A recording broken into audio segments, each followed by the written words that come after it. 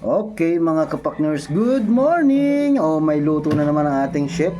Tayo magkakape muna.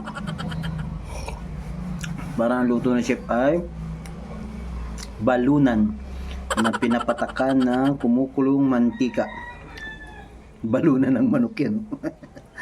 Sarap ng almusal natin. Kape kayo, kape kita kayo. Ayun na, lumabas na ang bida. Ating imbudong pula. Ayan na. Tapos,